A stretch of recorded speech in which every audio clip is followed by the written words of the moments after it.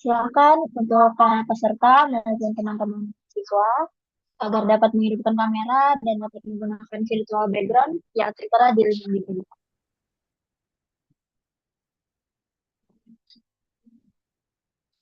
Baik, kita mulai. Bismillahirrahmanirrahim. Assalamualaikum warahmatullahi wabarakatuh.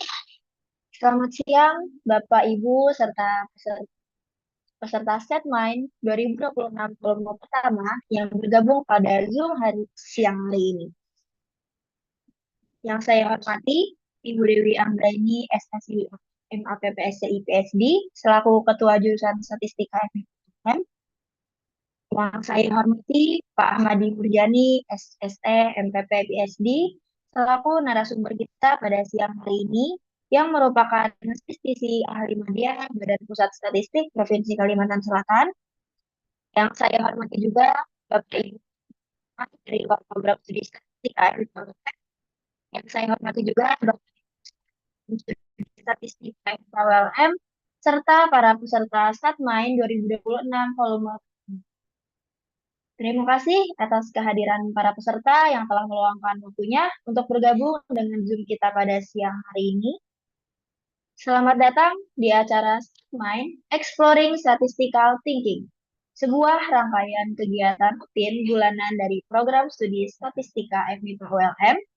Acara ini mengusung konsep kuliah umum, studium general, seminar ilmiah, bedah buku, serta diskusi paper ilmiah yang dikemas dalam bentuk seminar dengan narasumber menarik di setiap volumenya. Kegiatan ini akan menghadirkan berbagai tema dan topik yang beragam maupun berkelanjutan, yang akan meningkatkan suasana akademik di program studi statistik KMIPA ULM, serta diharapkan kepada para peserta untuk bisa mendorong dan mengembangkan wawasan keilmuan statistik yang lebih interaktif. Pada kesempatan kali ini, StatMind 2026 volume pertama mengangkat tema Indeks FGTS sebagai ukuran statistik berbasis momen dan loss function pada balita stunting.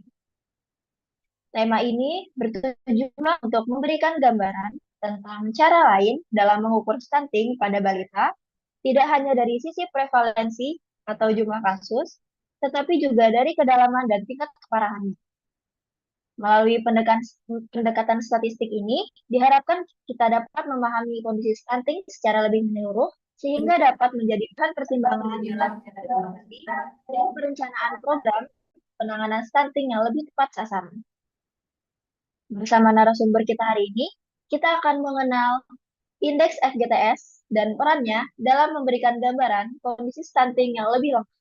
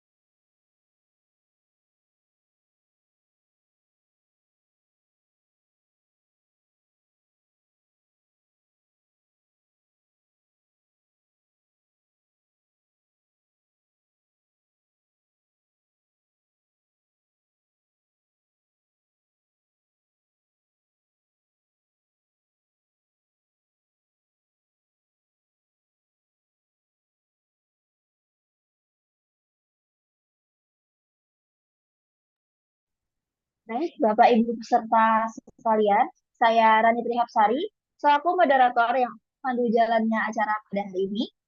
Acara akan berlangsung sekitar 2 jam ke depan. Selama acara berlangsung, peserta wajib menjaga ketertiban dengan mengaktifkan kamera dan menonaktifkan mikrofonnya, kecuali diberikan kesempatan untuk berbicara. Kemudian, sisi tanya jawab akan dibuka setelah penyampaian materi selesai, dan peserta menunjukkan pertanyaan dengan cara yang ditentukan oleh moderator. Peserta wajib mengisi daftar hadir dan umpan balik yang akan disediakan pada pertengahan atau akhir acara sebagai bukti kehadiran untuk dibuatkan sertifikat. Baik, kita masuk ke sesi sambutan. Untuk membuka acara ini, kita akan mendengarkan sambutan dan arahan dari Ketua Jurusan Statistika FMIPA ULM, Ibu Dewi Anggraini SSI MAPPSCI PhD. Kepada Ibu Dewi Anggraini, saya persilakan.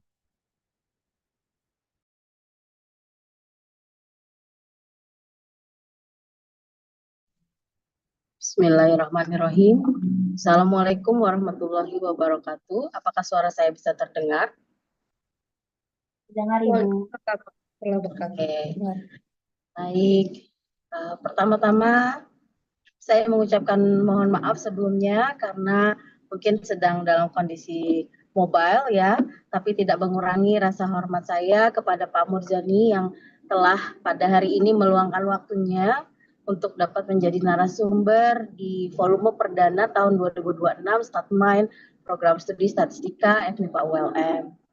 Kemudian saya juga mengucapkan terima kasih sebesar-besarnya kepada panitia Statmind yang telah memberikan dedikasi dan juga kerja kerasnya sehingga volume 1 tahun 2026 Statmind bisa dilaksanakan dengan baik dan mendapatkan narasumber yang sungguh luar biasa pada hari ini. Dengan tema yang sudah tadi disampaikan oleh moderator, semoga acara Statmind hari ini bisa dilaksanakan dengan baik dan bisa menjadi pusat ilmu pengetahuan yang mungkin kita belum dapatkan selama di bangku kuliah maupun di dalam bidang akademik sehari-hari. Karena di sini tadi terkait balita stunting ya, dan insight untuk balita stunting itu sebenarnya sangat luas. Nah, dengan apa yang akan disampaikan oleh Pak Murjani hari ini, mudah-mudahan kita bisa mendapatkan insight baru apa yang sedang dilakukan oleh Pak Murjani selama ini dalam penelitian beliau terkait balita stunting dari segi mungkin yang berbeda dari yang biasanya orang lakukan. Saya juga ucapkan terima kasih kepada para dosen statistika, para mahasiswa statistika yang berhadir ataupun juga masyarakat umum yang hari ini juga ikut join dalam acara Statmind pada hari ini. Mudah-mudahan semuanya bisa memberikan manfaat dan sekali lagi terima kasih banyak kepada narasumber yang luar biasa pada hari ini Pak Murjani untuk atas kesediaan dan waktunya di tengah-tengah kesibukan beliau yang sangat padat sudah berkenan untuk memberikan sharing knowledge pada hari ini untuk kita semua. Mungkin itu saja sambutan dari saya dan dengan ucapan Bismillahirrahmanirrahim acara Statman pada hari ini kita buka. Assalamualaikum warahmatullahi wabarakatuh. Waalaikumsalam warahmatullahi wabarakatuh. Baik, terima kasih banyak kepada Ibu Dewi Anggraini SSI MPPSCI PSD atas sambutan yang telah diberikan. Kita masuk ke sesi foto bersama. Sebelum memulai materi, mari kita abadikan momen ini dengan foto bersama. Saya mohon kepada seluruh peserta untuk dapat mengaktifkan kamera dan bersiap. Tim akan menghitung mundur sebelum mengambil gambar. Silakan pastikan tampil layar dan siap.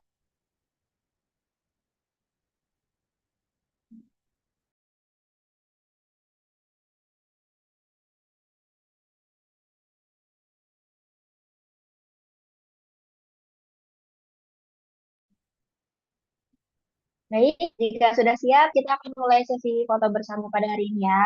Saya akan hitung. 1, 2, 3. Senyum.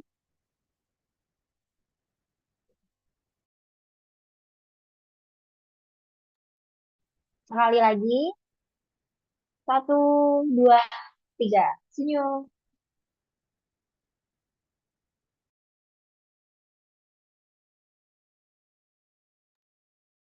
Baik, terima kasih banyak atas partisipasinya teman-teman semua. Langsung saja kita masuk ke sesi materi oleh sumber. Bapak, Ibu, Saudara-saudari, serta teman-teman mahasiswa sekalian, kini kita akan memasuki sesi utama, yaitu pembahasan materi oleh Pak Ahmadi Murjani, SST MPP PhD. Pak Murjani merupakan seorang statistisi ahli media di Badan Pusat Statistik Provinsi Kalimantan Selatan. Pak Murjani memiliki latar belakang pendidikan, Diploma 4 Statistika Ekonomi dari Sekolah Tinggi Ilmu Statistik Jakarta pada tahun 2004, S2 Kebijakan Publik dari National Graduate Institute for Policy Studies Tokyo, Japan pada tahun 2015, serta S3 Ekonomi dari Yokohama National University Japan pada tahun 2021. Dalam pekerjaannya, Pak Murjani telah mengemban berbagai posisi strategis di lingkungan BPS, antara lain sebagai statistisi Pemilih Muda di BPS Provinsi Kalimantan Selatan periode 2021 hingga 2023, dan saat ini menjabat sebagai statistisi ahli media sejak tahun 2023.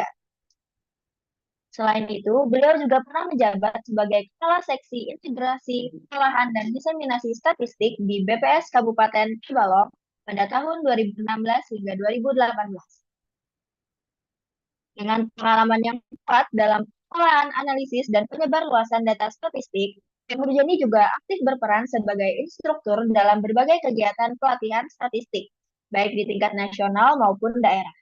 Beliau pernah menjadi instruktur nasional pengolahan survei biaya hidup serta instruktur daerah pada pelaksanaan sensus pertanian 2013 dan sensus ekonomi 2016. Selain itu, beliau juga tergabung sebagai anggota Ikatan Sarjana Ekonomi Indonesia yang mencerminkan komitmen beliau dalam pengembangan keilmuan dan profesionalisme di bidang statistik dan ekonomi. Prestasi Pak Murjani juga mencakup penghargaan seperti Top 3 Nasional Penyebaran Kaji Reka, Kajian Rekomendasi Kebijakan seri 3 BKKBN tahun 2025, juara pada kategori ketahanan pangan, energi, dan sosial dalam Call for Paper ISEI pada tahun 2024, serta juara Harapan 1 Kalimantan Selatan Innovation Award 2024 pada kategori Lomba Karya Tulis Ilmiah dengan tema Inovasi Pembangunan Daerah. Di bidang akademik, beliau juga menerima Yokohama National University President's Award, Rector's Award, atas pencapaian akademis pada tahun 2021, serta memperoleh beasiswa LPDP untuk studi doktoral di Jepang pada tahun 2017. Bapak, Ibu, serta para peserta sekalian, sesi kita akan berlangsung selama maksimal 1 jam, dan setelah itu akan ada sesi tanya jawab. Langsung saja kita mulai. Kepada Pak Murjani, saya persilahkan.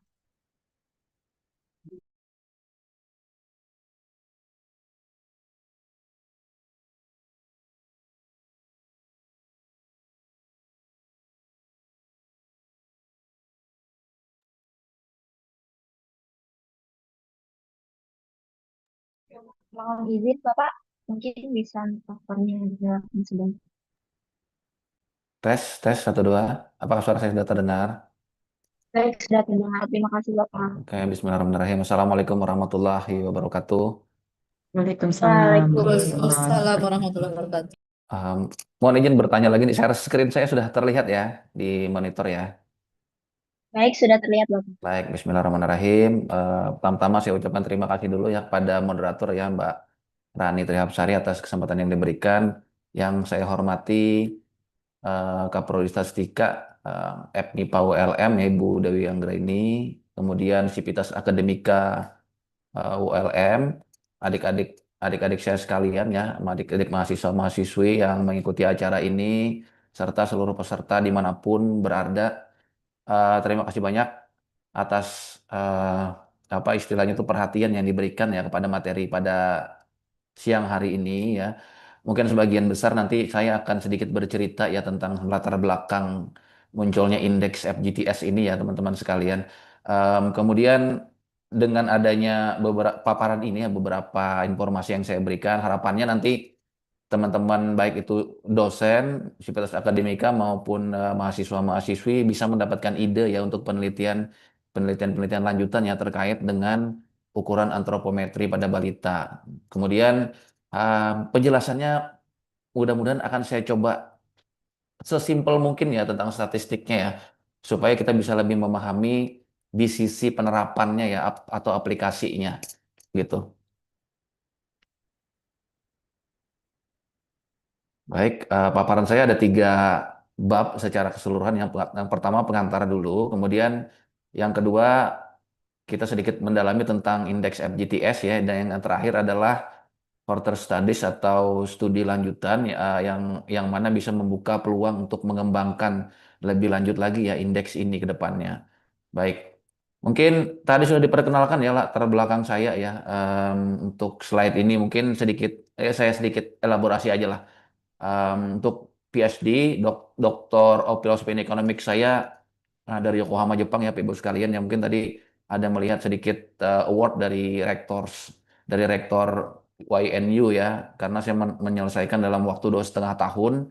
Kemudian S2 saya di Master Public Policy, dan yang sarjana saya adalah di Sekolah Tinggi Ilmu Statistik ya. Ini kalau dilihat masa studi saya nih fast track semua ya.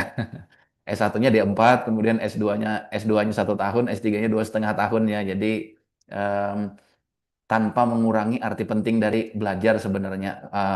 Lulus cepat maupun lambat itu bagaimana cara kita memaknainya aja ya teman-teman sekalian ya. Gitu.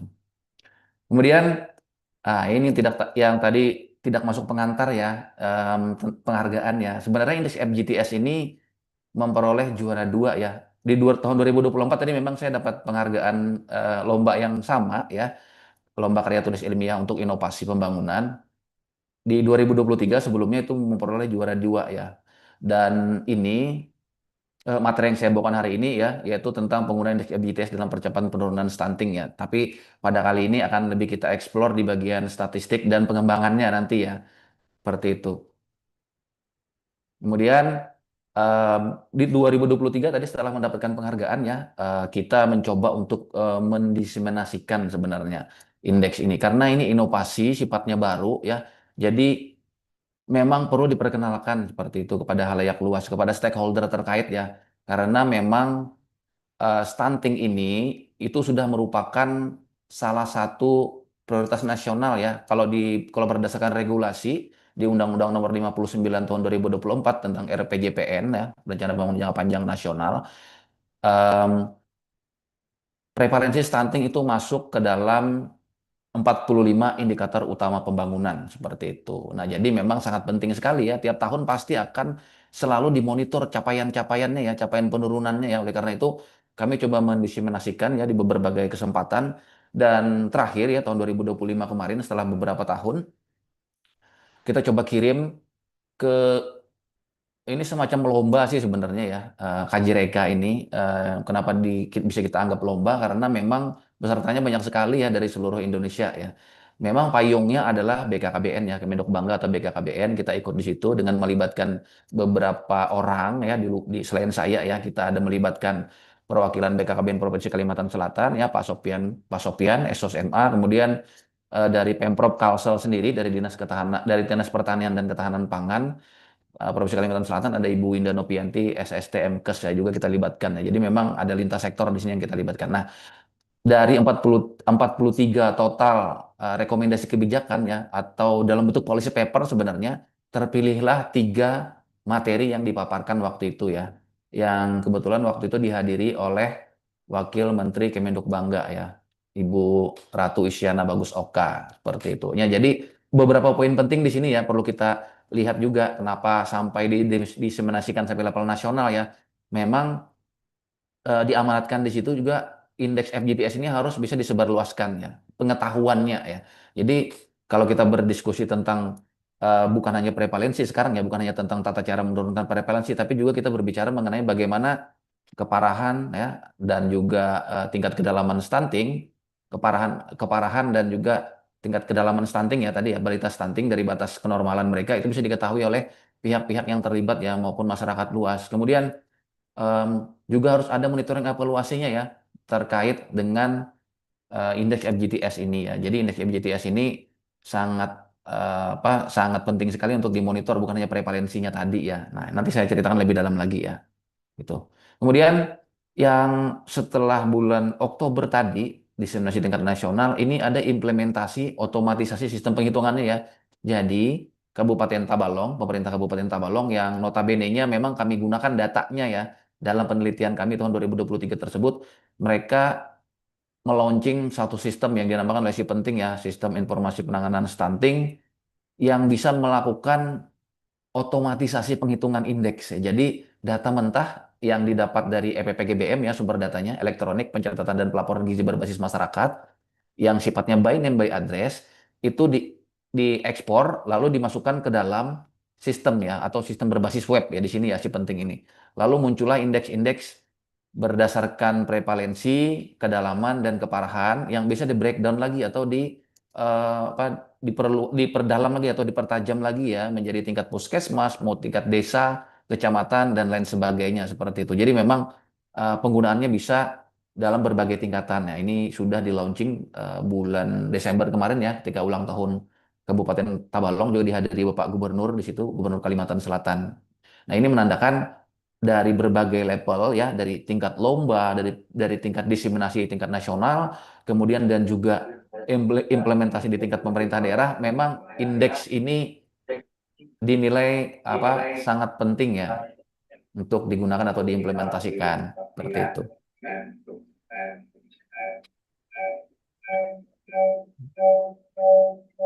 Kemudian em, ini mengenai publisitas dan hak kekayaan intelektual ya, indeks FGTS. Jadi memang karena memang sifatnya inovasi ya, ini sangat penting sekali untuk dilindungi ya hak ciptanya atau hak kekayaan intelektualnya gitu loh. Jadi supaya tidak diklaim berbagai orang gitu loh. Siapa yang duluan menciptakannya, menemukannya dan lain sebagainya. Oleh karena itu, selain mendiseminasikan secara kelembagaan, tadi kami juga menulis paper ya terkait dengan indeks FGTS ini ya, dan ini merupakan paper yang telah diterbitkan di pertengahan tahun tadi ya, tahun 2025 ya, di bulan Mei. Dan juga kita melakukan pendaftaran atau mendaftarkan karya tulis ilmiah kita ke ke Kementerian Hukum ya, di Kemenhum seperti itu, untuk mendapatkan surat pencatatan ciptaannya. Nah, seperti itu teman-teman sekalian. Kemudian kita lanjut lagi ke indeks FGTS ya. Indeks FGTS ini em, saya lanjut dulu. Nah, ini sedikit cuplikan ya tentang papernya sebenarnya. Linknya bisa diklik nanti kalau teman-teman sudah dapatkan soft copy-nya ya. Ya, saya ingin sedikit menjabarkan ya. Mungkin bagi yang belum sempat membaca papernya, mungkin moderator kita tadi sudah ada sedikit membahas ya. Moderator pasti sudah baca nih sebenarnya.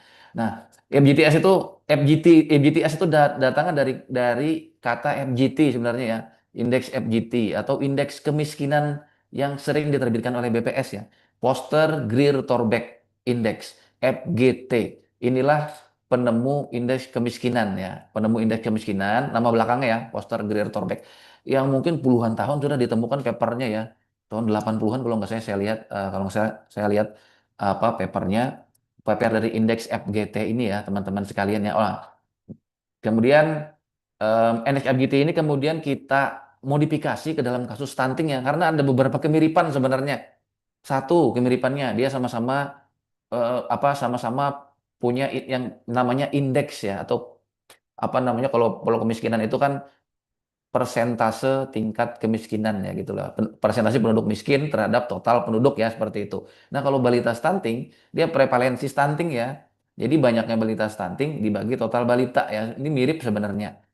Jadi em, karena sama-sama mirip, pengembangannya juga lebih terarah sebenarnya waktu itu ya, idenya.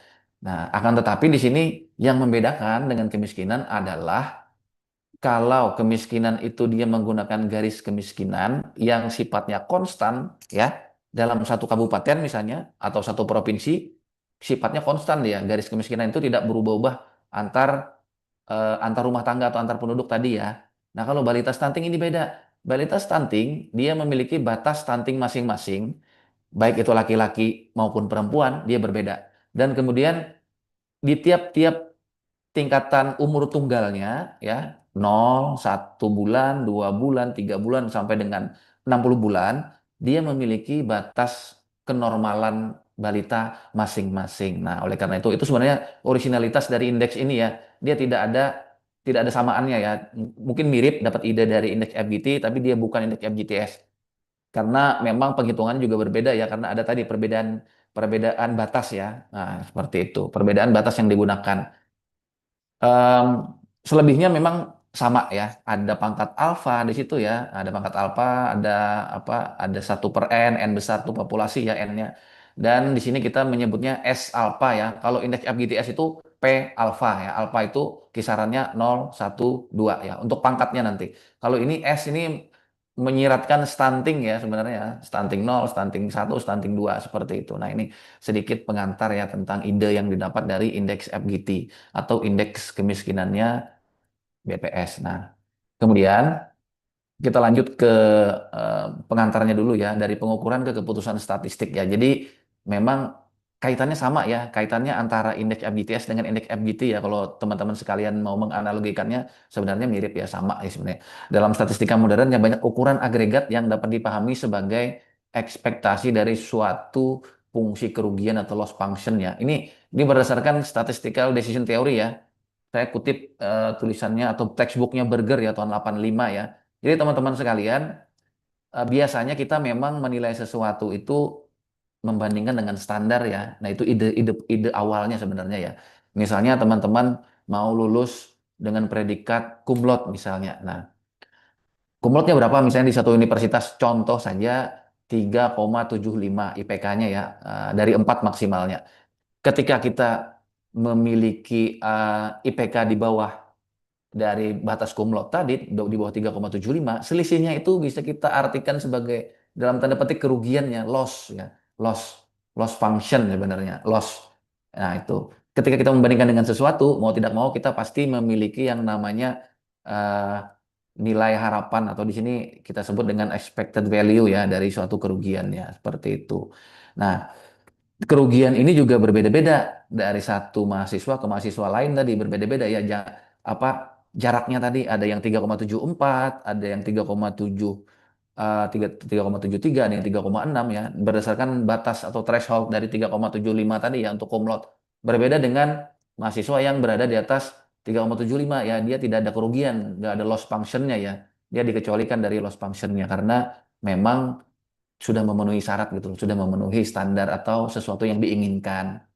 Nah, oleh karena itu, em, ini sebenarnya bisa kita ukur ya tingkat kedalamannya terhadap loss-nya tadi lah jarak antara IPK yang teman-teman nanti peroleh ketika lulus dengan batas cum laude-nya seperti itu ya. Kalau dihitung itu itu yang kita namakan kedalamannya ya, kedalamannya. Dan seberapa berbedanya teman-teman yang berada di bawah batas cum laude tadi ya. Kalau seragam biasanya kita bilang keparahannya atau loss-nya tadi tidak begitu parah karena seragam ya. Seperti itu. Nah, jadi memang eh, di sini kita balik lagi indeks FGTS ya. Indeks FGTS ini menghitung kerugian setiap anak lalu dirata-ratakan ya. Itu makna rumus dari risk sama dengan expected value dari LX ya, fungsi loss dari X ini ya. Seperti itu. Nah, ini beberapa prinsip ya dipenuhi oleh indeks FGTS ya. X itu panjang atau tinggi badan balita dalam sentimeter ya. Itu tadi saya analogikan IPK teman-teman sekalian. Kemudian ada standar nih, standar threshold minus 2 standar deviasi. Ini adalah batas balita stunting yang digunakan standar yang digunakan berdasarkan Permenkes ya, peraturan Menteri Kesehatan tentang standar antropometri anak. Minus 2 standar deviasi ini adalah dia jaraknya ya, kalau teman-teman di statistik pasti mengenal standar deviasi ya. Selisihnya dengan mediannya ya, minus 2 standar deviasi kurangnya seperti itu, kurang ke bawah, dia turun ke bawahnya. Kemudian ada loss di situ, deviasi relatif dari balita balita dari standar tadi ya. Nah, kalau standar tadi itu saya ulangi sedikit ya untuk standar untuk mahasiswa tadi contohnya ya, batas cum laude misalnya atau batas kelulusan lah. Batas cum laude atau batas kelulusan. Kemudian loss-nya apa sih? Deviasi relatifnya dari standarnya seperti itu. Baru bisa kita jadikan indeks. Nah, ini teman-teman di apa di jurusan juga misalnya Ibu Dewi nih, Ibu Dewi Anggra ini dapat ide nih. Oh, kenapa nggak kita ukur aja nih capaian tiap tahunnya nih di fakultas kita nih atau di jurusan statistika prevalensi persentase mahasiswa yang memperoleh nilai cum laude. Nah, kemudian tingkat kedalaman dan keparahan yang mau kita ukur nih. Setelah diukur, jangan lupa ini diikuti dari tahun ke tahun atau dari angkatan ke angkatan membaik atau tidak bertambah baik seperti itu. Jadi memang kegunaannya luas sekali ya untuk indeks ini ya. Untuk menilai capaian sebenarnya, capaian untuk monitoring evaluasi. Nah, kalau kita ikuti dari periode periode tertentu ya. Baik. Kemudian saya lanjut lagi. Em, ini loss function dalam indeks MGTS ya teman-teman sekalian. Nah, ini kalau kita perhatikan di rumusnya ya, rumusnya tadi LI ya, itu terbagi jadi dua ya, 0 kalau tinggi badan balitanya di atas atau sama dengan CI ya. CI itu batas minus 2 standar deviasi, batas stunting. Kalau dia sama dengan atau di atas batas stunting, dia dianggap 0 ya. Artinya dia tidak dihitung di dalam rumus ya. Dalam artian loss-nya dia tuh nggak termasuk ya. Dia nggak termasuk sesuatu yang rugi gitu loh. Balitanya nggak stunting. Kemudian jika dia berada di bawah ambang batas CI atau threshold tadi ya, atau -2 standar deviasi dalam kasus stunting, dia akan dihitung dengan menggunakan rumus ini. CI dikurangi YI, dibagi CI lagi, baru dipangkatkan alfa ya. Nah, inilah namanya loss function tadi ya yang kita jelaskan sebelumnya ya, loss function. Loh Pak, kalau functionnya kok dibagi CI lagi? Nah, ini CI sudah dikurangi YI ya, selisihnya ya, tapi kok dibagi CI lagi? Ini karena dalam loss function tersebut harus bisa dibandingkan antar individu.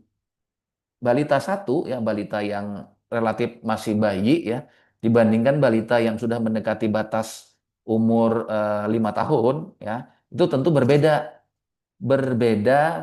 tingkat loss-nya ya. Walaupun selisihnya itu sama, kan tetapi balitanya mohon maaf, balita balita yang sifatnya masih bayi ya, itu kalau loss function-nya sangat besar itu relatif sangat dirugikan. Kenapa? Karena ya itu mereka kan relatif lebih memerlukan perhatian ya dalam awal masa tumbuh kembang mereka ya. Oleh karena itu, karena harus bisa dibandingkan satu dengan yang lain, muncullah pembaginya CI di sini ya. Ini untuk menormalisasi angka sebenarnya. Dia jadinya indeks nanti. Karena dia sudah jadi indeks, dia bisa dibandingkan satu sama lain seperti itu. Ini lebih adil gitu loh penghitungannya.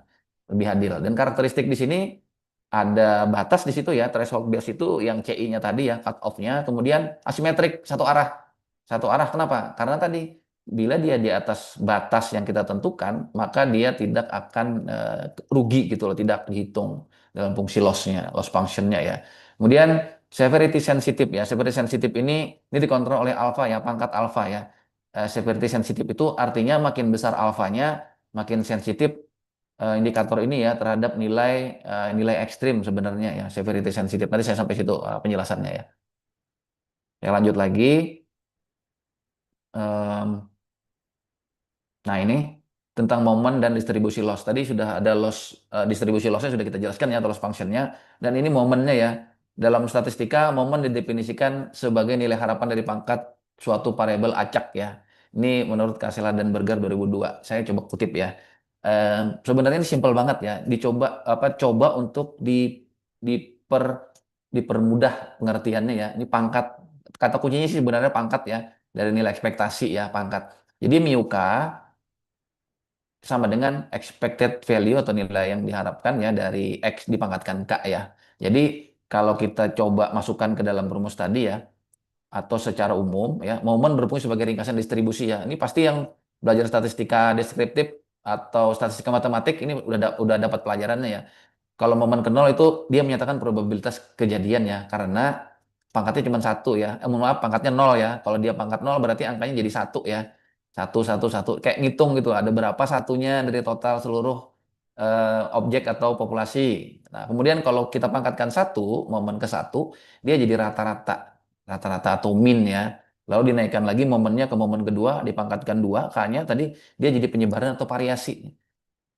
Seperti itu. Jadi memang mirip sekali ya, apa konsep konsep statistika matematik ini dengan apa yang kita bahas tadi ya, dengan prevalensi stunting tadi ya, indeks FGTS tadi ya, atau indeks FGT dari kemiskinan ini memang mirip sekali.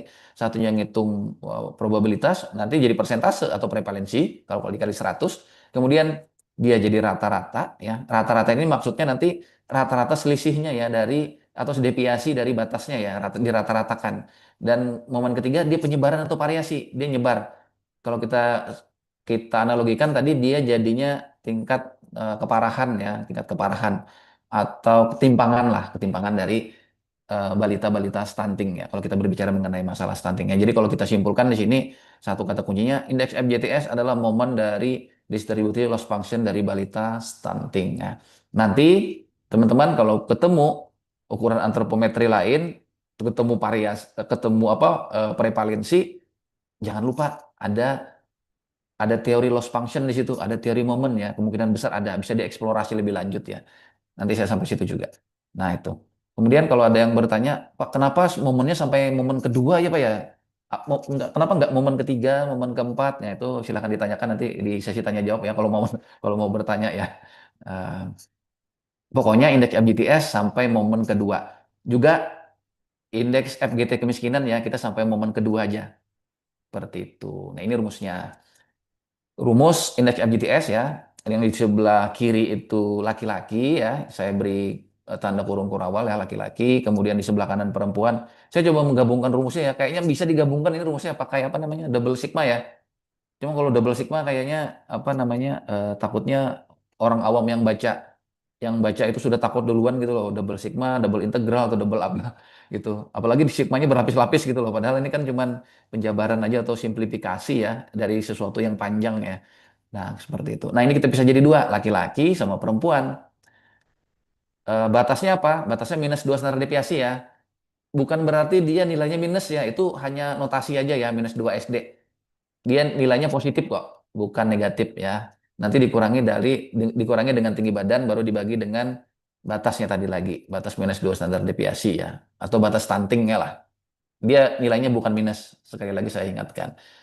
Kemudian em, batasnya ya, ada syaratnya juga nih di bagian bawah sigma, YIL ya. YIL itu untuk panjang atau tinggi badan balita ke I, jenis kelaminnya laki-laki yang L berarti. Kalau yang di sebelah kanan itu balita yang ke I dengan jenis kelamin perempuan. Kenapa dipisah? Ya tadi saya katakan, karena batasnya memang berbeda berdasarkan Permenkes ya. Batas stuntingnya berbeda-beda antar balita, antar jenis kelamin. Nah, ini yang membedakan juga dengan indeks kemiskinan tadi ya. Kalau indeks kemiskinan pukul rata dia nggak ada indeksnya ya. Maksudnya nggak ada apa namanya, notasi I-nya ya. Karena garis kemiskinan itu sama dalam satu wilayah tertentu. Seperti itu. Baru dibagi N besar populasi balita dimasukkanlah ke dalam rumus ya. Pangkat 0, pangkat 1 dan pangkat 2. Nah, ini kalau kita maknai, bila alfanya tadi atau pangkatnya 0, dia akan jadi prevalensi stunting. Dia akan ngitung satu-satu tuh, berapa laki-laki yang stunting, berapa laki-laki yang perempuan yang stunting ya, satu, satu, satu, satu, dibagi total populasi balitanya.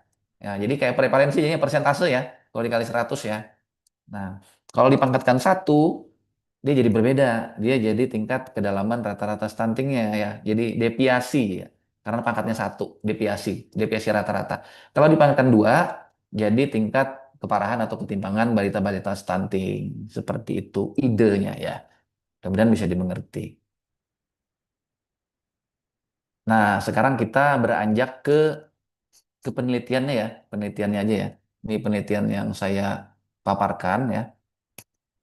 Di paper itu ya, di paper yang sudah kita terbitkan tahun kemarin, sedikit informasinya. Nah, Bapak Ibu sekalian, teman-teman, ya tujuan 2 dari SDGs yang mudah-mudahan masih ingat, yang menghilangkan semua bentuk malnutrisi pada tahun 2030 di dunia. Nah, ini pemerintah Republik Indonesia juga tidak ketinggalan ya. Kita sebenarnya menyeting target ya. Waktu itu di 2024 kita menyeting target pembangunan untuk indikator stunting itu sebesar 14%, tapi baru bisa direalisasikan 19,8%. Nah, ini jadi PR sebenarnya. Nah, kalau kita perhatikan dari tahun ke tahun memang prevalensi stunting nasional itu maupun di Kalimantan Selatan ya, kalau teman-teman perhatikan angka prevalensinya turunnya sangat sedikit ya, sedikit sedikit sedikit gitu. Tidak tidak signifikan ya. Salah satunya memang disebabkan kenapa? Karena yang namanya stunting atau namanya tinggi badan itu penanganannya nggak bisa jangka pendek. Dia relatif menengah sampai panjang ya. Beda sama ukuran antropometri lain, misalnya balita kurus ya, underweight. Nah, ini kita berikan apa namanya nutrisi, asupan nutrisi yang banyak, yang bagus, terus-menerus. Biasanya yang namanya berat badan bisa naik secara signifikan beberapa waktu ya. Nah, kalau tinggi badan ini agak sedikit berbeda ya. Ini boleh dicarilah teori tentang penambahan tinggi badan ya.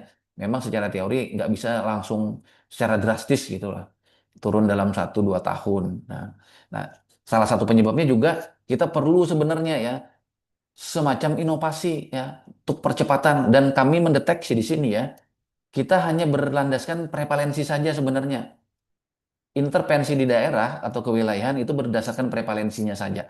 Bila prevalensinya banyak di atas misalnya ya di atas rata-rata satu kabupaten, rata-ratanya berapa misalnya, capaian rata-ratanya 15% ya, satu kabupaten 15%. Kalau Bappenas itu menggunakan thresholdnya 50% ya kalau nggak salah ya, 50% dari rata-rata. Bilanya di atas 15% ya, kalau dibagi 2, 15 ditambah 7,5 berarti ya. Nah, itu 15 tambah 7,5, bila ada prevalensi kecamatan misalnya atau puskesmas di suatu kabupaten di atas angka tersebut, maka dia jadi lokus stunting, lokus penanganan stunting yang diprioritaskan. Nah, kami berikan coba waktu itu em, insight baru sebenarnya, melihatnya bukan hanya dari prevalensinya saja. Dan kita buktikan di dalam penelitian ini, prevalensi yang paling besar itu sebenarnya jika dia memiliki kedalaman dan keparahan yang kecil, dia bisa turun duluan gitu loh. Dia bisa bisa em, bereaksi lebih apa namanya ya, lebih signifikan ya reaksi penurunannya ya. Ini bisa kita simulasikan sebenarnya. Nah ini tujuannya memang kami gunakan waktu itu untuk memperkenalkan indeks ini dan juga untuk memperlihatkan bahwa selain prevalensi, kedalaman dan keparahan ini perlu untuk diperhatikan. Nah kita gunakan waktu itu data EPPGBM ya, elektronik pencatatan dan pengukuran gizi ya. Mohon maaf, ini bukan pengukuran gizi ya, pencatatan dan pelaporan ya. Pelaporan gizi berbasis masyarakat EPPGBM periode Agustus 2022. Satu tahun sebelumnya kami ambil ketika penelitian 2023, ketika populasi penghitungannya itu lumayan lengkap ya. Kemudian menggunakan lokus Tabalong dan eh, kami breakdown berdasarkan wilayah tugas puskesmas. Walaupun bisa sebenarnya kita breakdown per desa, per kecamatan juga bisa, tetapi karena kita rasa puskesmas ini memiliki tanggung jawab tersendiri ya di dalam penanganan stunting ya. Beda dengan kecamatan, mereka apa memiliki tugas masing-masing tiap-tiap puskesmas, maka kami coba untuk memilah berdasarkan puskesmas. Seperti itu. Ini data mikro ya, jadi by name by address dia, data mikro balita.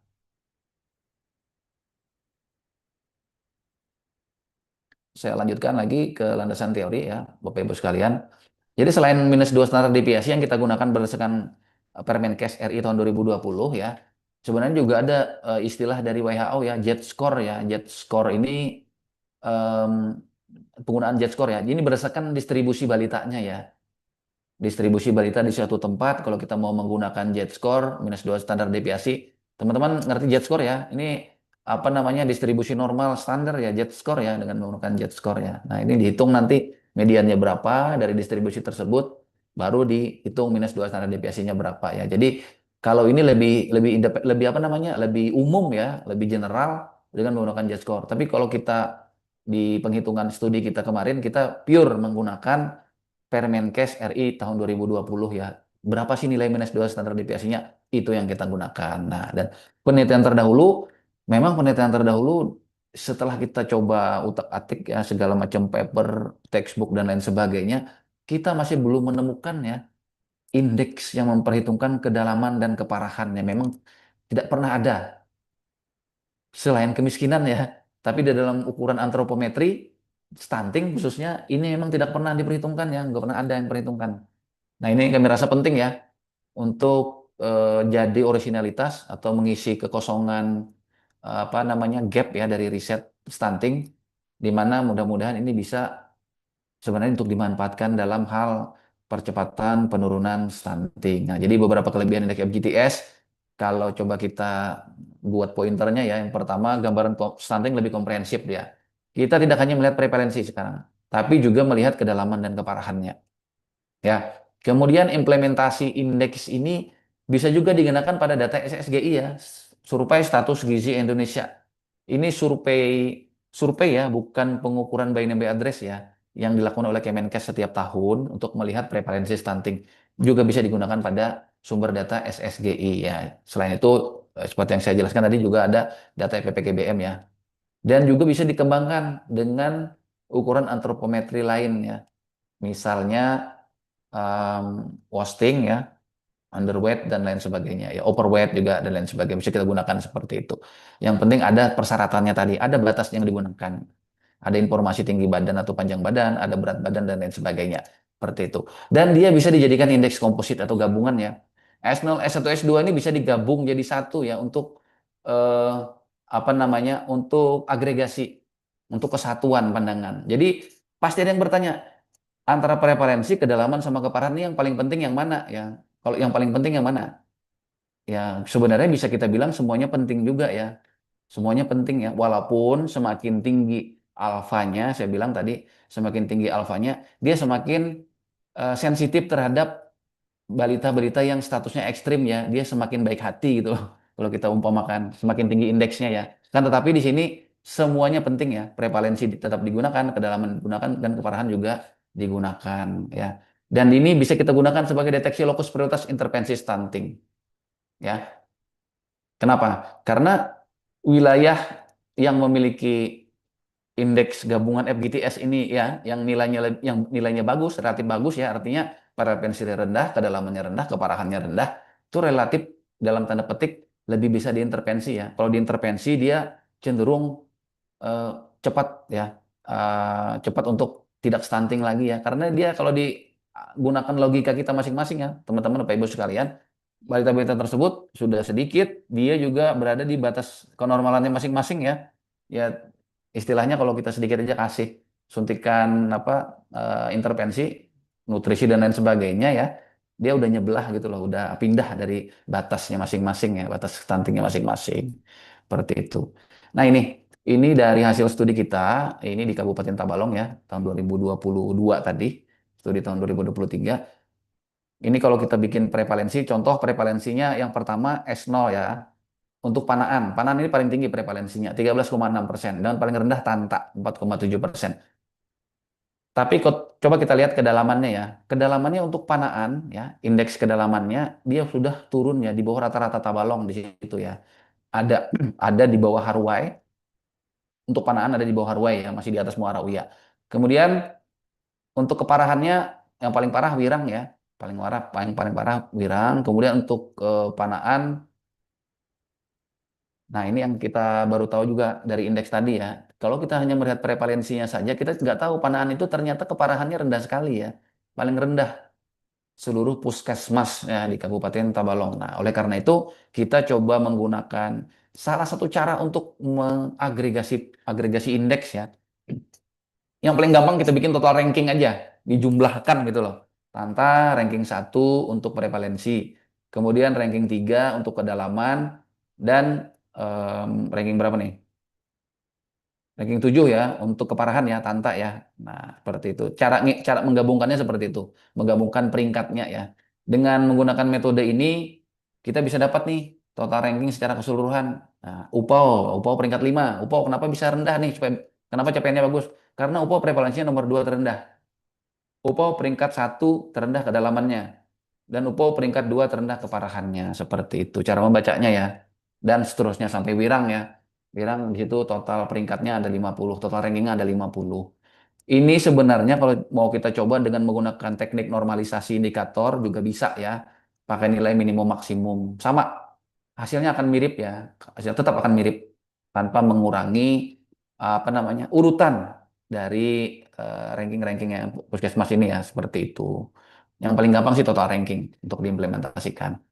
Kemudian data PPGBM ya, Bapak Ibu sekalian, ini dari data PPGBM ya, 2 tahun ya. Kebetulan saya kemarin dikasih suplai data baru oleh pemerintah Kabupaten Tabalong, Dinas Kesehatan, keadaan terbaru dan coba minta untuk dibandingkan gitu loh. Nah, ini dengan saya coba menggunakan teknik scatter plot Hexbin ya, Hexbin plot. Ini teman-teman kalau mau bikin sebenarnya bisa digunakan modul dalam R ya. Di R sudah tersedia untuk Hexbin plot, bisa dicoba sebenarnya. Ada 2 sumbu di situ ya, 2 sumbu tinggi sama batas stunting. Tinggi sama batas stunting ya. Tiap-tiap balita gitu loh. Tinggi balitanya berapa, batas stuntingnya berapa. Nah, terus kita bikin scatter plot, dibuatlah ada garis biru di situ ya, garis batas stunting ya. Garis batas stunting makin makin condong ke atas, berarti batas stuntingnya makin tinggi, semakin tua pula balita tersebut, mendekati usia 5 tahun, seperti itu cara membacanya. Kalau dia makin menumpuk balitanya, maka warnanya yang terlihat akan semakin pekat ya. Di sini kita menyeting dengan warna merah, warnanya akan semakin pekat. Nah, di sini bisa terlihat ya. Prevalensi Tabalong secara kasat mata 2020 ke 2025 ini lebih sedikit ya, kelihatan lebih sedikit. Artinya terjadi perbaikan ya, terjadi penurunan prevalensi balita stunting dari 2 tahun ini ya kalau kita bandingkan. Dan juga kalau pada tahun 2022 sebagian besar balita-balitanya ya itu menumpuk di sekitaran batas stuntingnya, ini bahaya sebenarnya ya, jadi warning ya. Salah-salah sedikit ya, kita luput dari bantuan misalnya atau luput dari perhatian kita, balitanya malah jatuh ke bawah ya. Karena seperti yang kita tahu, batas stunting tadi akan semakin meningkat seiring bertambahnya usia balita tersebut. Nah, itu yang perlu kita perhatikan. Kalau lengah sedikit, akan dibalap oleh batas stuntingnya. Di tahun 2025 capaian di Kabupaten Tabalong sudah relatif baik ya, sudah nyebar ke atas ya tumpukannya ya. Jadi kalau kita mau coba menyimpulkan lebih aman lah dalam artian safety-nya terhadap ke apa namanya resiko balita-balita normal tadi turun menjadi balita stunting di sini ya. Kalau kita bandingkan 2022 ke 2025. Dan selanjutnya saya coba memperlihatkan ya contoh ini dua puskesmas ya, real data real ya. Puskesmas A, puskesmas B. Ini kalau kita melihat Hexbin plotnya di puskesmas A sama yang B ini juga berbeda ya. Di A itu lebih apa namanya lebih sedikit prevalensinya yang pasti ya, dan juga lebih tersebar ya tumpukan-tumpukan balitanya ke bagian atas. Artinya relatif lebih aman jika dibandingkan puskesmas B ya. Puskesmas B ini relatif lebih banyak balita stuntingnya, dan juga penumpukannya nih masih harus diperhatikan. Dia numpuk relatif mendekati batas stuntingnya -2 standar deviasi tadi ya. Ini yang cukup apa perlu menjadi perhatian kita ya. Nah, dua gambaran ini tadi ya, dua slide ini tadi itu adalah salah satu, salah dua ya, salah dua contoh pemanfaatan data mikro EPPGBM dengan menggunakan teknik hex bin plot ya. Ini bisa digunakan juga untuk ukuran lainnya, antropometri lainnya, sebarannya ya. Sangat penting sekali. Sangat informatif sebenarnya ya. Bukan hanya indeks aja yang kita gunakan, tapi juga pemanfaatan data mentahnya tadi by name by address. Seperti itu. Dan ini di dalam paper adalah tahapan simulasi penambahan panjang atau tinggi badan Bapak Ibu sekalian, karena ini datanya by name by address, data mikro ya. Jadi keuntungan kita di sini kita bisa melakukan simulasi sebenarnya ya, penambahan panjang tinggi badan. Jadi aturannya gini. S0 awal kita hitung dulu, kemudian balita-balita stuntingnya akan kita tambah seluruhnya panjang tinggi badannya 1,1 cm ya. Ini simulasi aja ya. Tambah 1,1, kemudian bila ada yang balitanya sudah bertambah melewati batas stuntingnya ya, dengan apa namanya? Dengan apa? Ceteris paribus ya, artinya waktunya kita anggap konstan dulu ya. Waktunya ya, kita freezing dulu waktunya. Karena kalau waktunya nggak kita freezing, -2 standar deviasinya bergerak terus dari waktu ke waktu ya. Nah, seperti itu. Nah, ini kita freezing dulu, -2 standar deviasinya.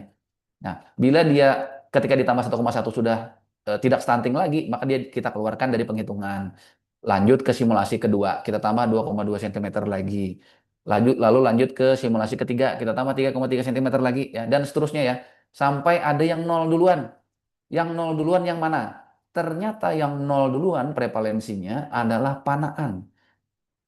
Tunggu dulu, panaan ini yang prevalensinya tadi paling tinggi. Oh iya betul, yang paling tinggi. Kemudian ada lagi puskesmas lain yang mencapai 0, sekian duluan ya. Ada Banua Lawas, ada Upau, ada juga Jaro di situ. Nah, yang saya beri tanda atau warna oranye atau warna kuning oranye ya, itu startingnya S0-nya relatif tinggi. Artinya dia di atas rata-rata Tabalong ya. Kemudian yang saya beri warna hijau, starting prevalensinya rendah. Jadi terlepas dari prevalensi awalnya rendah ataupun tinggi ya, di sini bisa kita ambil nih apa insight S2, S1 dan S2-nya ternyata mereka-mereka ini rendah-rendah ya. Kalau kita lihat di grafik tadi, mereka rata-rata berada di bawah apa namanya Tabalong, rata-rata Tabalong ya, seperti itu peringkatnya. Artinya relatif bagus capaiannya ya. Kuncinya memang di situ. Terlepas dari S0 atau prevalensi tinggi atau rendah, jika S1 dan S2-nya rendah, maka apa namanya akselerasi penurunannya bisa lebih cepat seperti itu. Ya tadi logikanya sudah saya sampaikan ya. Dia relatif lebih dekat dengan batas stuntingnya, kemudian dia tidak begitu beragam atau tidak begitu parah. Oleh karena itu ketika kita berikan intervensi, dia lebih cepat nolnya gitu loh. Bukan nol, bukan langsung nol ya, tapi juga turunnya seperti itu. Dan kemudian saya coba jelaskan media implementasi penghitungan indeks FGTS ya. Nah, ini teman-teman sekalian, yang memang untuk mahasiswa kita masih men-challenge ya untuk mampu menghitung ya. Menghitung dengan metode manual. Akan tetapi ketika kita sudah mencoba mengkomunikasikan ke stakeholder ya, atau ke OPD atau ke pemangku kepentingan, kita tidak bisa lagi menyajikan angka indeks yang terlalu banyak rumusnya ya. Nah, mereka kebanyakan atau teman-teman kita memerlukan sesuatu yang lebih simpel, yang sifatnya lebih bisa digunakan secara langsung gitu loh, secara instan. Jadi ada dua hal yang bisa kita kembangkan. Yang pertama, kita bisa bikin dashboard Excel-nya dari data tersebut ya, sangat gampang ya. Atau mau dibikin Looker Studio juga bisa, saya pernah bikin ya. Tidak saya tampilkan di sini, Looker Studio untuk stunting. Dan juga ini yang tadi di launching ya oleh pemerintah Kabupaten Tabalong, dashboard online ya. Dashboard online ini sistem otomatisasinya langsung ya, langsung diimpor, langsung terhitung, dan juga ada feature di situ, feature edit data dan penambahan koordinat lokasi balita ya. Jadi kalau kita mau ngecek beritanya ada di mana, otomatis dia langsung muncul petanya. Di peta posisi rumahnya ada di mana. Kalau mau didatangi gitu loh. Nah, seperti itu. Media implementasi penghitungan indeks FGTS. Dan ini pemanfaatan lain sebenarnya untuk monitoring ya. Data EPPGBM ya tadi, EPPGBM.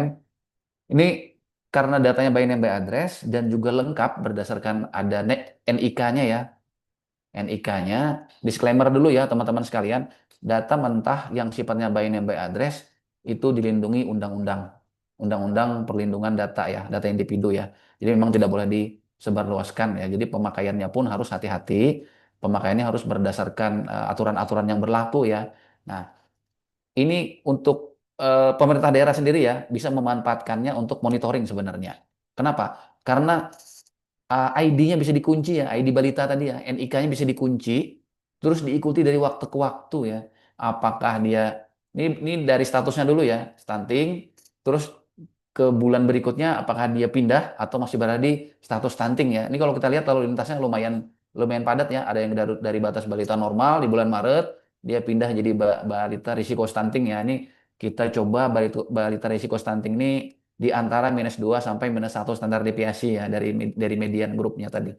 Nah, ini kita berikan warna kuning ya. Warning lah istilahnya. Nah, kemudian dari yang berisiko stunting tadi, balita risiko stunting, apakah ada yang pindah ke stunting? Ternyata ada juga di bulan April ya, dari bulan Maret ke bulan April. Nah, ini yang sebenarnya bagus sekali kalau dimanfaatkan ya.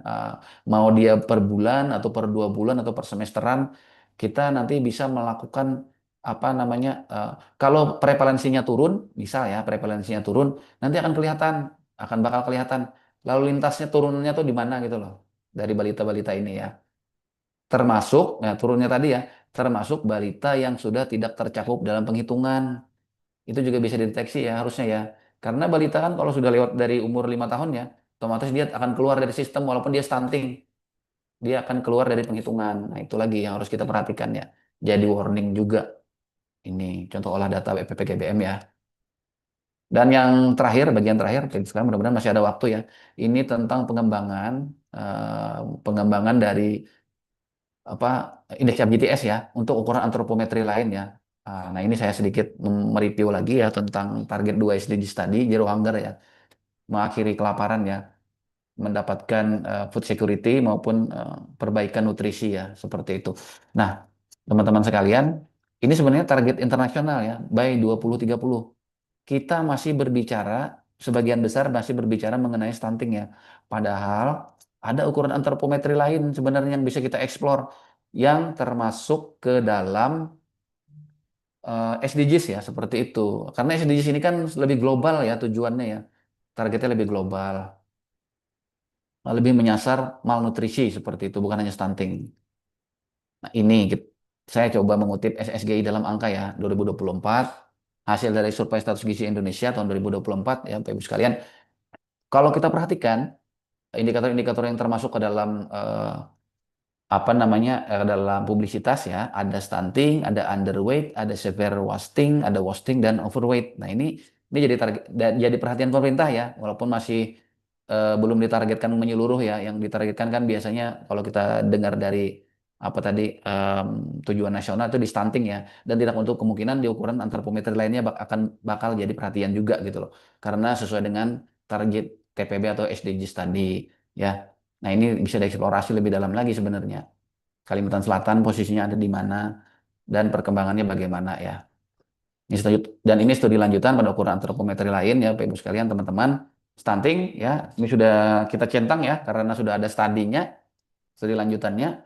Ini masih terbuka lagi nih, underweight masih belum dieksplorasi. Berat badan menurut umur ya, BB per U. Kemudian ada severe wasting dan overweight. Seperti itu ya. Yang belum kita eksplorasi ya. Ada berat badan berdasarkan panjang badan atau tinggi badan anak usia 0 sampai 60 tahun atau balita tadi ya.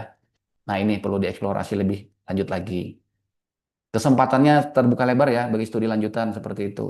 Eh, untuk apa sih sebenarnya? Ya karena ini berkaitan dengan monitoring evaluasi pemerintah ya dalam hal apa namanya dalam hal percepatan penurunan stunting, kemudian berdasarkan pemenuhan nutrisi yang lainnya seperti itu. Nah, jadi untuk yang terakhir sebagai penutup ya, indeks FGTS ini bentuk modifikasi dari indeks kemiskinan ya atau indeks Foster-Greer-Torbeck di mana merupakan modifikasi momen dan loss function dalam statistika ya teman-teman sekalian.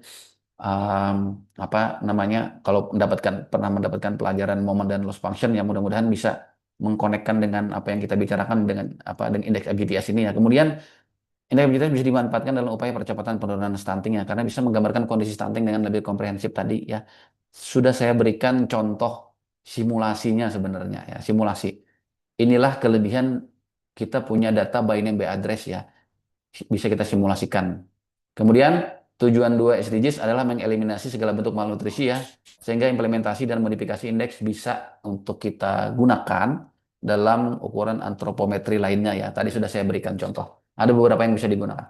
Dan datanya kalau tidak salah itu tersedia juga di dalam data EPPGBM, by name by address maupun data SSGI ya, karena berat badan, panjang badan ya, berdasarkan umur itu diukur ya, juga diukur, bukan hanya masalah stunting juga. Seperti itu di dalam survei-survei maupun pendataan tersebut. Nah, mungkin demikian yang dapat saya sampaikan ya, mudah-mudahan bisa dimengerti dan bermanfaat bagi Bapak Ibu teman-teman sekalian. Mohon maaf kalau ada kekurangan atau ada yang kurang berkenan. Saya tutup dengan Assalamualaikum warahmatullahi wabarakatuh. Waalaikumsalam. Waalaikumsalam warahmatullahi wabarakatuh. Baik, terima kasih banyak kepada Pak Murjani atas penyampaian materi yang sangat menarik dan informatif ya. Ini benar-benar sangat membuka wawasan teman-teman mahasiswa mungkin yang belum mendengar, baru saja mendengar mengenai FGTS ini. Izinkan saya untuk merangkum beberapa poin dan materi dari Pak Murjani tadi.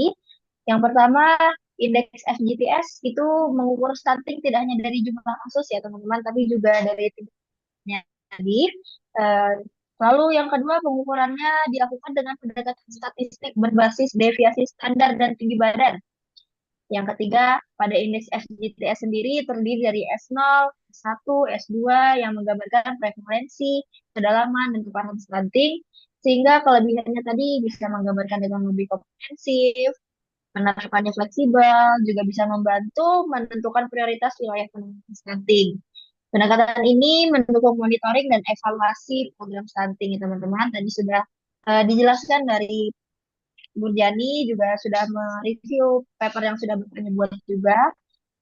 Langsung saja kita lanjut ya ke sesi tanya jawab.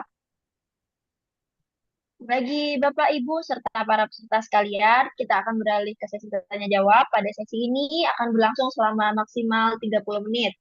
Bagi peserta yang ingin mengajukan pertanyaan dan dapat menggunakan fitur raise hand atau menuliskannya di kolom chat. Prioritas diberikan kepada peserta yang bertanya secara langsung. Setelah dipersilahkan, silakan aktifkan mikrofon dan pertanyaan dari kolom chat akan dibacakan setelah sesi pertanyaan selesai. Baik, disilahkan kepada teman-teman sekalian yang mau bertanya bisa langsung tuliskan aja ya.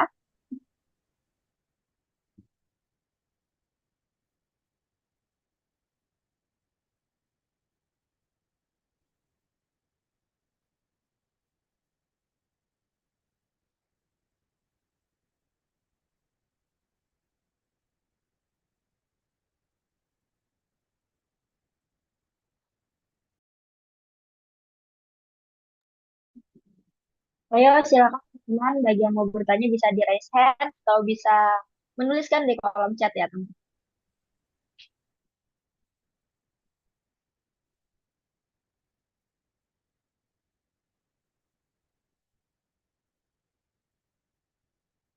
Baik, ini Ibu Dewi Anggraini, raise hand, kita silakan untuk bertanya, silakan Ibu. Oke.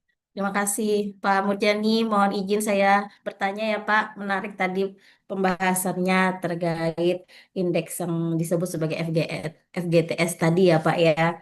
Em, dalam pembahasan Pak Murjani tadi kita sudah melihat ada variabel yang dilibatkan ya Pak ya dalam perhitungan FGTS ini, yaitu panjang badan atau tinggi badan dan berat badan ya Pak Murjani.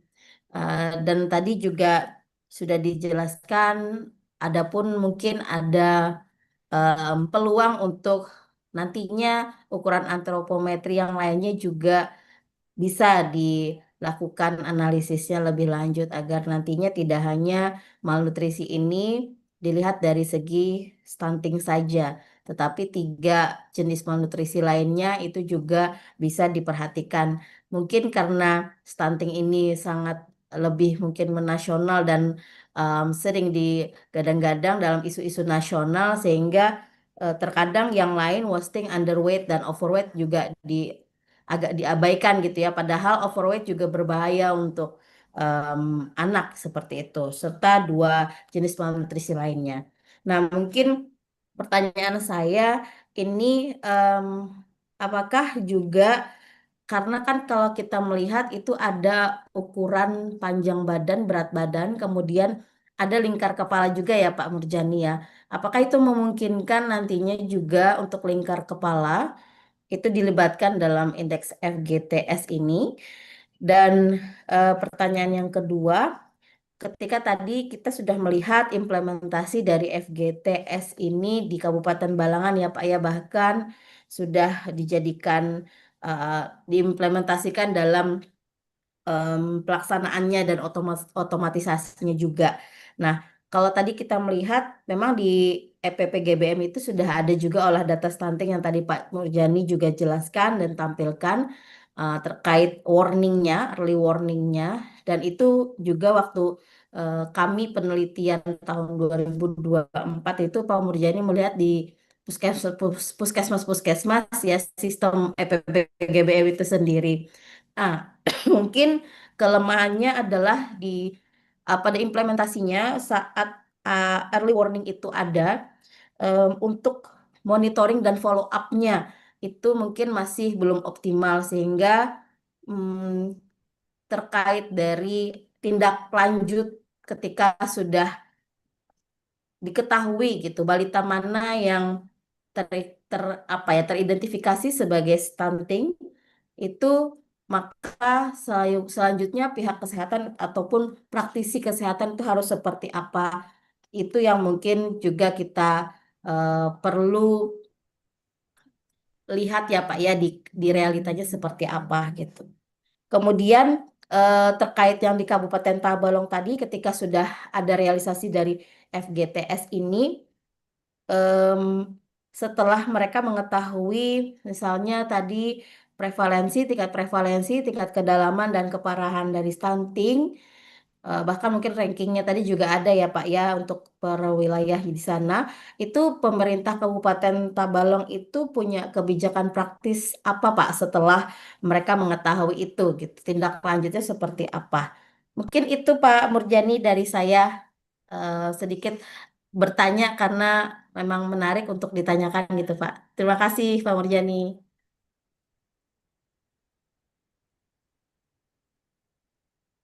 Baik, boleh saya langsung jawab ya atau tanggapi ya pertanyaan Ya, atau silakan Bapak. ya komentar dari Dokter Dewi ya. Jadi untuk yang pertama dulu ya terkait dengan apa pengukuran indeks FGTS ya. eh, Pelibatan lingkar kepala di sini ya. Jadi secara praktis atau secara penghitungan memang kita bisa saja menggunakan ukuran-ukuran lainnya atau indikator-indikator lain yang kita inginkan sebenarnya tergantung tujuan dari eh, penghitungan indeks kita untuk apa gitu. Jadi secara secara praktisnya sih bisa sebenarnya. Akan tetapi em, di dalam implementasi untuk menjawab permasalahan kebijakan ya kita harus berpegang teguh sebenarnya kepada regulasi ya.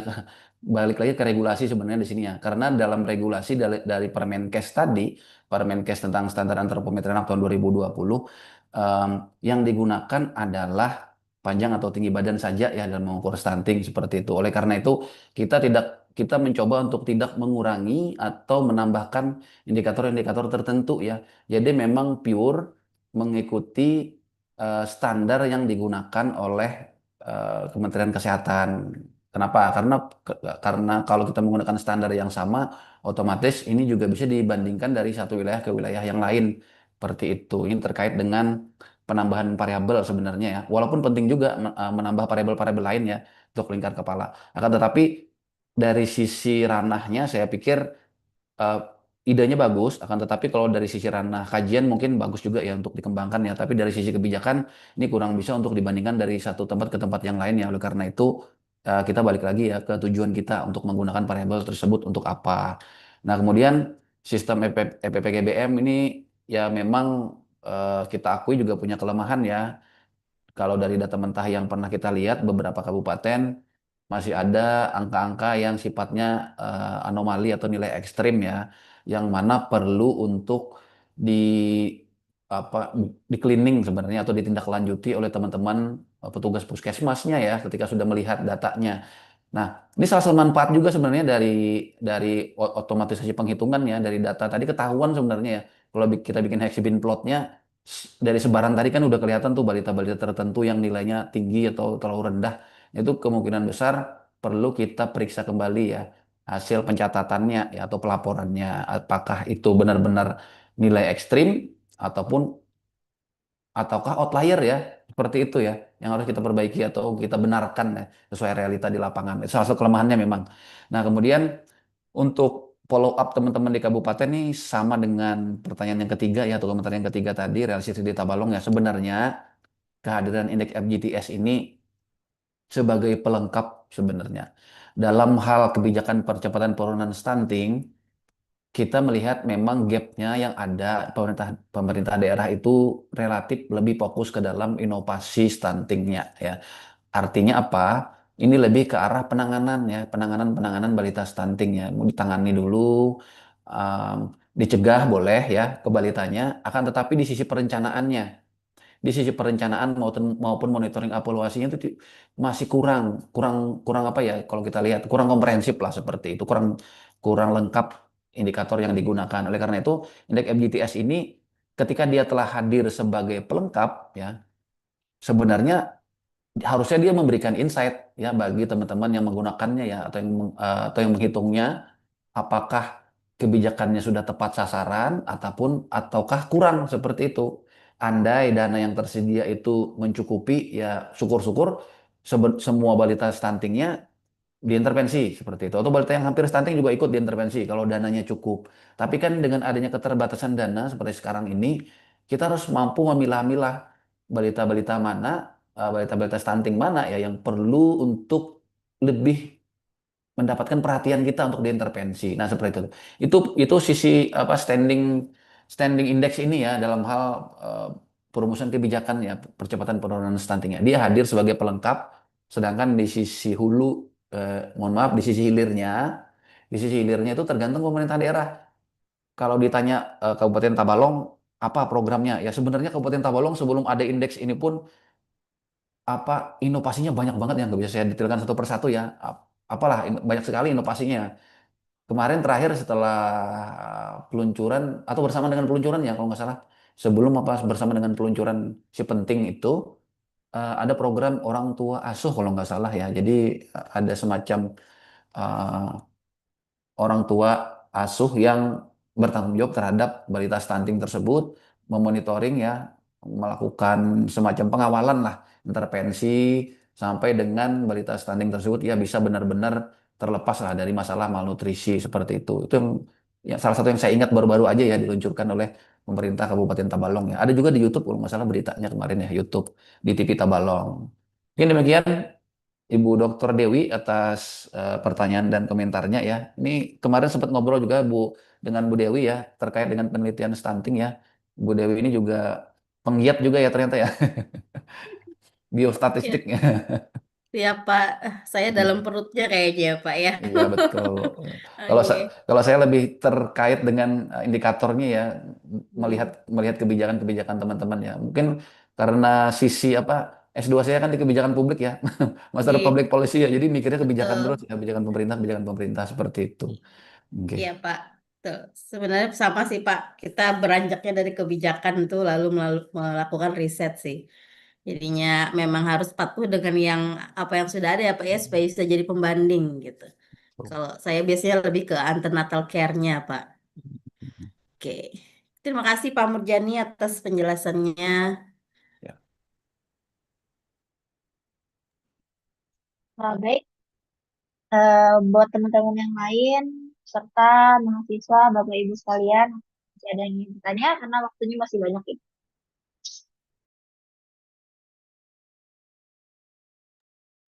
Di kolom komentar kayaknya ada ya. Oh ya, tapi kita utamakan yang raising dulu ya. Disilakan untuk Rizky Aditya, bisa aktifkan kamera dan mikrofonnya. Baik, mohon maaf untuk kamera, sayanya lagi di luar, Bapak. Mohon maaf. Mungkin di sini saya ingin mengajukan pertanyaan. Sebelumnya ini cuma untuk menjawab rasa penasaran saya saja, Bapak. Karena saya masih awam terkait ini dan masih semester 1 juga. Baik, jadi pertanyaan saya di sini itu terkait penjelasan dari Bapak mengenai momen tadi, yaitu suatu pangkat dari suatu variabel acak. Di situ kan Bapak menjelaskan tentang maknanya ke stunting seperti apabila pangkatnya itu 0 berarti itu prevalensi dari suatu berita itu, dan apabila pangkatnya 2 berarti ketimpangan atau keparahan dari stunting tersebut. Nah, di sini saya penasaran apa bisa jika pangkatnya itu lebih dari 2 misalnya 3 atau 4, dan jika bisa boleh nggak Bapak jelaskan apa sih maknanya gitu Bapak, dan apa sih kaitannya ke stunting? Mungkin itu saja, terima kasih.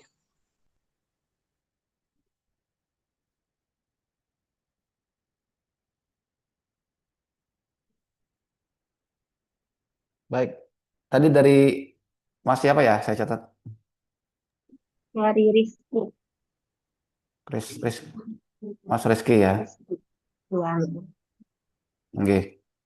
Ini pertanyaannya bagus ya. Sudah saya pancing sebenarnya tadi ketika saya paparan ya. Kenapa sampai 2 aja ya? Jadi memang eh, sebenarnya analoginya tuh tidak terlepas dari ukuran statistik ya, Bapak Ibu sekalian, teman-teman sekalian ya. Kalau momen ke 0 itu probabilitas, momen ke 1 rata-rata, momen kedua penyebaran variasi ya. Kalau kita lebih apa namanya lebih mendalami lagi ya. Pertama dulu sebelum kita mendalami ke momen selanjutnya, kita harus tahu dulu maknanya ya. Semakin besar momen, semakin sensitif ya indeks tersebut atau nilai tersebut yang kita hasilkan ya terhadap nilai-nilai ekstrim ya, nilai-nilai ekstrim tertentu. Nah, kalau sudah seperti itu, semakin meningkat momennya. Yang pertama momen momen 1 dulu, misalnya rata-rata ya.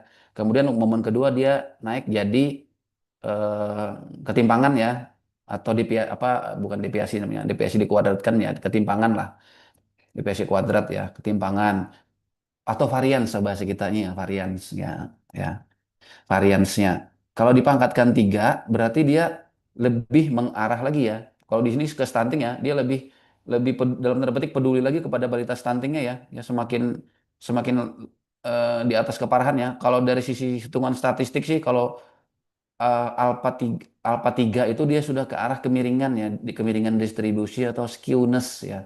Skewness atau kemiringan. Jadi kalau kita lihat di stunting semakin berarti seberapa condong dia eh, apa distribusi balita-balita stunting tadi terhadap adanya balita yang berstatus eh, severely stunted ya, -3 standar deviasi dan lebih parah lagi seperti itu.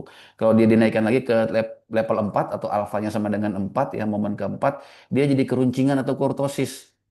Keruncingan atau kurtosis. Nah, ini masalahnya kalau di sisi implementasi kebijakan ya, dari sisi pengambil kebijakan biasanya ini sudah tidak apa namanya tidak interpretatif lagi ya, more sensitif, less interpretatif seperti itu. Dia lebih sensitif, tapi dia tidak apa namanya kurang bisa diinterpretasikan lagi terhadap kejadian di lapangan itu ya. Nah ini masalahnya.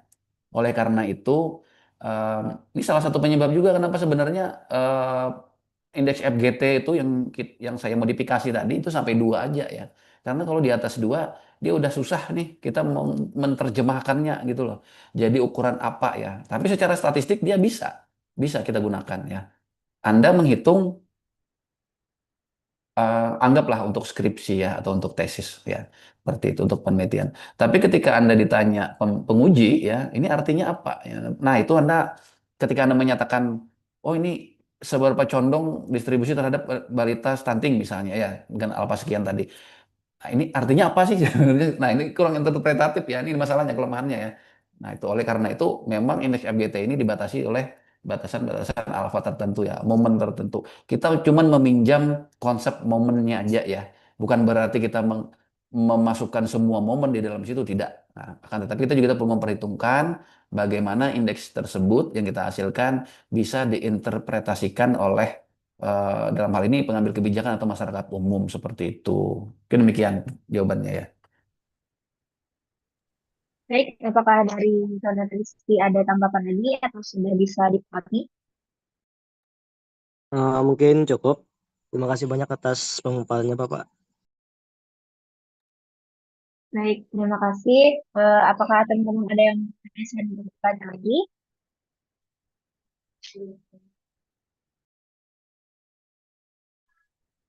Mungkin kalau belum ada, kita bisa membacakan pertanyaan yang ada di kolom chat ya. Ini dari Gusti Lukman, Tabis. Pertanyaannya yaitu, bagaimana dengan anak-anak yang posisinya di ambang batas atau sedikit lagi masuk ke garis stunting? Apakah indeks ini bisa membantu kita mendeteksi mereka lebih awal supaya jangan sampai jatuh ke status stunting? Mungkin bisa langsung dibahas. Iya, bagus sekali pertanyaannya ya. Pertanyaannya mengarah ke slide nomor 23 tadi halaman 23 slide-nya ya. Di situ saya berikan contoh pemanfaatan data PPGBM untuk monitoring dan evaluasi ya. Jadi memang kita perlu juga definisi tertentu ya. Kita perlu definisi sebenarnya. Ukuran tertentu untuk menyebut balita tersebut berisiko stunting ya atau BRS ya, balita risiko stunting. Nah, di sini kita menggunakan, saya coba menggunakan batas -1 standar deviasi ya, -1 standar deviasi. Kenapa pakai batas itu? Ya karena dia berada persis di atas batas stunting ya. Batas stunting kan -2 standar deviasi. Dia berada tepat di atas batas stunting -2 standar deviasi dan juga berada di bawah batas apa namanya -1 standar deviasi. Jadi di antaranya ya di atas. Jadi jadi kalau kita berlandaskan Permenkes tadi ya tahun 2020 tentang standar antropometri, teman-teman dibuka nanti kalau kalau ada waktu ya Permenkes nomor berapa tadi lupa saya nomornya tahun 2020 tentang standar antropometri. Diketik aja seperti itu nanti keluar Permenkesnya. Di situ ada contoh batas-batas standar deviasi ya untuk pengelompokan balita tadi. Jadi paling kiri dikasih warna merah ya, -3 standar deviasi. Di sebelahnya lagi yang -3 tadi untuk balita severely stunted ya atau sangat pendek -3. Dia pakai batas -3. Tapi untuk yang stunting dia pakai batas yang di sebelah kanannya sedikit. Termasuk -3 tadi berarti ya -2 standar deviasi. Terus pindah lagi dia ke sebelah kanannya juga merah tapi belum dikategorikan stunting ya. Dia masuk -1 standar deviasi. Baru di tengah-tengahnya balita apa batas mediannya ya, ini udah masuk ke normalan sebenarnya. Terus lanjut lagi ke atas ya, +1 standar deviasi, +2, +3. Dan ini angka-angkanya tertera di Permenkes ya. Oleh karena itu, kita merujuk kepada batasan yang sudah ditentukan oleh pemerintah saja ya. Batasnya itu apa? Yang persis di atas -2 standar deviasi adalah -1 standar deviasi ya. Nah, kita coba untuk menajamkan aja sih sebenarnya. Tergantung bagaimana kita memaknainya. Mungkin ada yang bilang balita berisiko stunting antara di atas -2 standar deviasi sampai dengan median misalnya. Nah itu terserah karena belum ada pendefinisian khusus yang mengatakan balita risiko stunting itu ada di kisaran mana ya. Kecuali nanti ada definisi atau konsep yang di apa namanya disetujui bersama ya oleh seluruh pihak seperti itu. Oleh karena itu kita menggunakan baru sebatas -1 sampai -2 di antaranya ya, di antaranya seperti itu. Ini kita flag kuning tadi kita berikan contoh warna kuning. Ini sebenarnya penting juga untuk kita berikan angkanya ke pemerintah daerah selain selain yang -2 standar deviasi ke bawah tadi ya prevalensi stunting. Kita juga bisa menghitung prevalensi bukannya stunting.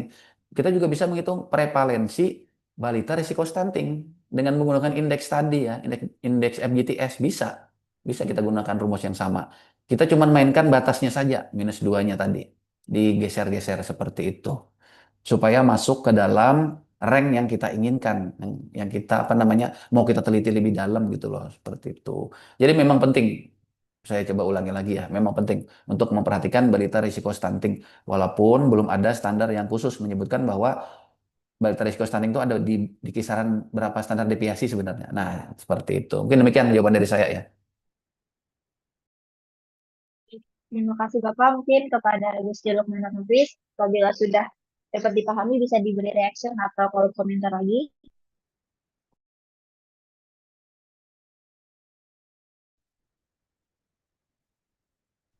Baik. Mungkin pertanyaan terakhir apabila memang ada yang mau bertanya lagi, bisa langsung di raise hand, di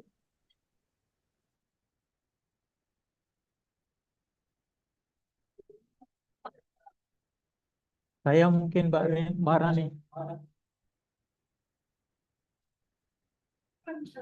Halo? mungkin bisa Dan di raise hand. Pak Salam, Mbak Rani, Pak Salam itu Oh, sudah baik. berbicara. Baik, baik. Baik, silakan. oke, makasih atas waktu dan kesempatannya. Mungkin berkaitan dengan fungsi loss tadi ya. Jadi sebelumnya sudah disebutkan bahwa EX atau prevalensi itu berkaitan dengan momen ke-0, ke-1, dan ke-2. Kemudian tadi berkaitan dengan prevalensi juga bahwa prevalensi adalah merupakan banyaknya angka yang menunjukkan kejadian stunting seperti itu. Dan di situ diberi fungsi indikator 1 untuk stunting dan 0 untuk bukan stunting seperti itu. Jadi pertanyaan saya berkaitan dengan tadi ekspektasi sama dengan 1 atau momen ke-0 di situ, itu ada contoh realnya nggak berkaitan dengan stunting seperti apa ketika ekspektasinya itu bernilai konstan. Kemudian yang kedua berkaitan dengan prevalensi tadi juga, itu kan ada fungsi indikator 0 atau 1. Nah, berkaitan dengan itu saya ingin menanyakan eh, alat statistik apa sebenarnya yang pas eh, untuk menjawab pertanyaan indikator tadi. Dalam artian bahwa kita kenal yang namanya regresi gitu ya, yang sangat erat sekali. Salah satu model regresi mungkin berkaitan dengan 0 atau 1 atau 1 atau 0 gitu adalah regresi logistik. Gimana tanggapan Pak Murjani berkaitan dengan hal tersebut? Terima kasih.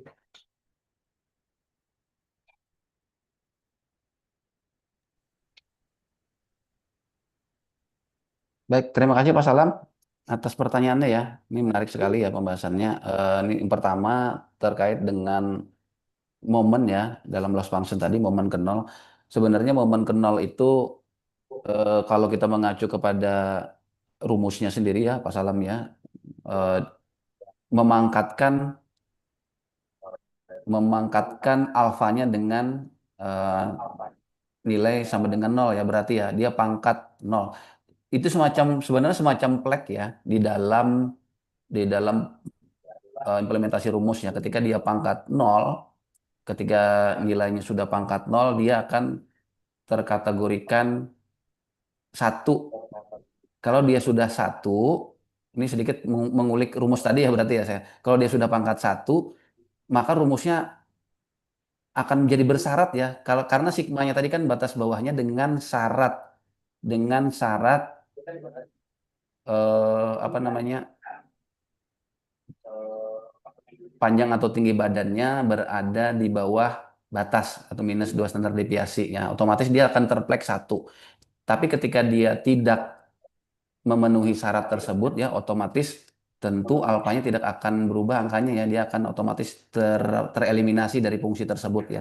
Berarti itu maksudnya Pak Salam ya. Nah, ketika kita sudah memflag satu untuk balita stunting, kita jumlahkan semuanya laki-laki perempuan ya, baru nanti dipakai pembagi yang paling depan tadi ya, seper N besarnya ya, itu artinya N populasi keseluruhan balita tadi. Nah, kalau dikalikan 100, proporsi atau rasio tadi jadinya angka prevalensi atau persentase lah, prevalensi atau persentase balita stunting. Sebenarnya kalau penghitungan apa namanya di dalam Excel sih lebih mudah sih Pak ya. Kita kalau kita lihat gitu pergerakannya gitu loh Pak. Lebih mudah kalau kita masukkan rumusnya. Jadi otomatis seperti itu Pak Salam ya. Dia akan otomatis terflag 1 bila dia berada di bawah batas stunting dan dia akan bernilai 0 jika dia tidak memenuhi syarat tersebut seperti itu. Kemudian em, indikator apa? Nah ini saya sebenarnya kurang menangkap ya. Kurang menangkap pertanyaan Pak Salam terkait dengan indikator stunting ini ya Pak ya dalam regresi apa maksudnya implementasi karena indeks FGTS ini sifatnya deterministik ya Pak ya, deterministik dalam artian dia itu berasal dari indikator-indikator yang nilainya sudah pasti ya, tinggal kita masukkan aja. Sama seperti PDRB gitu loh, penelitian PDRB. Kalau kita meneliti mau meningkatkan pertumbuhan ekonomi ke 8% dan kita sudah tahu masing-masing PDRB 17 sektor itu nilainya berapa, nanti kita pasti bakal tahu berapa harus kita tingkatkan nilai total PDRB kita untuk mencapai pertumbuhan 8%. Nah, seperti itu. Itu deterministik yang sifatnya sudah pasti ya dari angka. Akan tetapi ketika kita sudah mengkonekkannya ke fungsi deterministik, agak sedikit berbeda cara menginterpretasinya Pak ya, karena ya sama penelitian tentang PDRB juga banyak ya. Uh, Faktor-faktor yang mempengaruhi laju laju pertumbuhan ekonomi misalnya angka kemiskinan atau tingkat pengangguran, Gini rasio dan selain dan lainnya ya Pak ya. Itu kalau saya rasa itu dua hal yang berbeda ya seperti itu Pak Pak Pak Salam ya seperti itu. Tapi kalau terkait dengan pengembangan model-model stokastiknya seperti regresi binomial tadi dan lain sebagainya, saya rasa bisa aja sih sebenarnya Pak. Seperti itu implementasinya. Tergantung bagaimana kita memaknai dari apa dari model tersebut sih sebenarnya seperti itu Pak. Oke Pak, makasih Pak atas jawabannya. Baik, terima kasih banyak kepada Salam dan jadi mungkin kita cukupkan untuk sesi tanya jawab kali ini ya. Terima kasih banyak Pak Murjani atas sharing ilmunya pada siang hingga sore hari ini. Ilmunya sangat-sangat bermanfaat untuk kami semua, khususnya para akademika statistika.